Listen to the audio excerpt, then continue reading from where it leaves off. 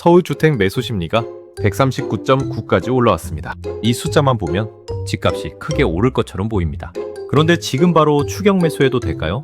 결론부터 말씀드리면 흥미는 강하지만 실제 거래와 대출 가능액을 확인하지 않은 매수는 여전히 위험합니다. 국토연구원이 발표한 2026년 7월 부동산 시장 소비 심리 지수를 보겠습니다. 영국 부동산 시장 소비 심리 지수는 112.6이었습니다. 6월보다 0.3포인트 상승했습니다.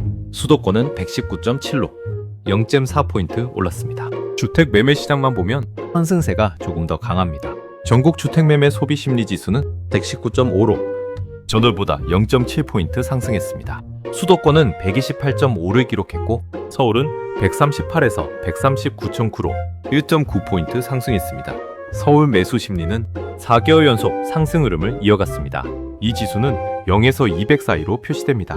115 이상이면 상승 국면, 고수고 이상 115 미만이면 보합 국면, 고수보 미만이면 하강 국면으로 구분합니다. 따라서 서울의 139.9는 상승 기대가 상당히 강한 상태라는 의미입니다. 하지만 이 숫자를 집값 상승률로 이해하면 안 됩니다. 서울 아파트 가격이 한 달 만에 39.9% 올랐다는 뜻도 아니고 모든 사람이 집을 사겠다는 뜻도 아닙니다.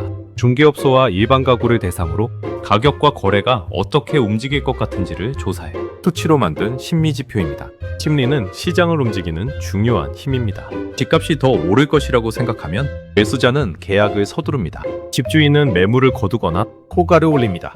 매물이 줄면서 일부 거래가 높은 가격에 체결될 수 있습니다. 그 높은 거래가 다시 뉴스에 나오면 매수 심리는 더 강해집니다. 이런 순환이 상승장의 초기에 나타날 수 있습니다. 하지만 심리만 강하고 거래량이 따라오지 않는 시장도 있습니다. 집주인들은 가격을 올렸지만 매수자의 대출이 나오지 않으면 호가만 높고 계약은 체결되지 않습니다.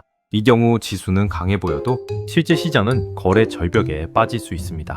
특히 지금은 대출 규제와 공급 대책이 동시에 작동하는 시기입니다. 매수자는 가격 상승 기대가 있어도 실제 받을 수 있는 대출이 부족할 수 있습니다. 정부가 공급을 늘리겠다고 발표하면 장기적으로는 공급 기대가 생기지만 택지 지정과 인허가, 착공과 입주까지는 상당한 시간이 필요합니다.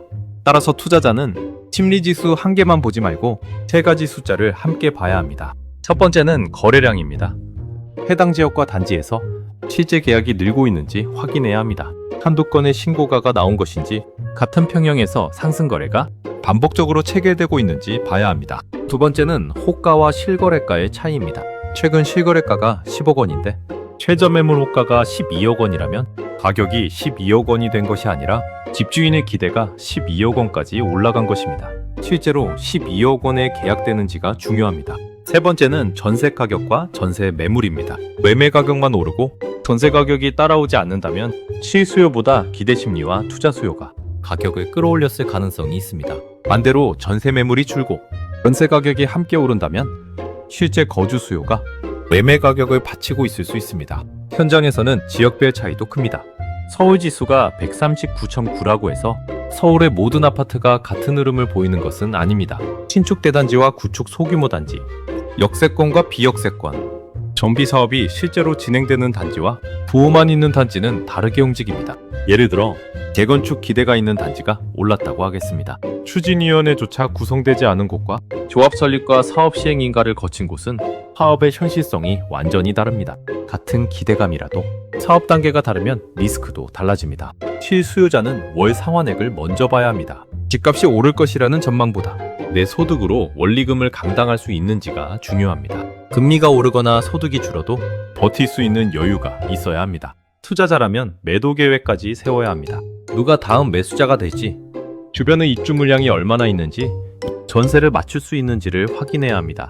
21년 동안 부동산 시장을 보면 심리가 가격보다 먼저 움직이는 경우가 많았습니다. 하지만 심리가 항상 실제 상승으로 이어진 것은 아닙니다. 하려는 사람은 많아졌지만 대출 규제 때문에 계약하지 못한 시장도 있었고 호가만 올라간 뒤 거래가 다시 끊긴 경우도 있었습니다.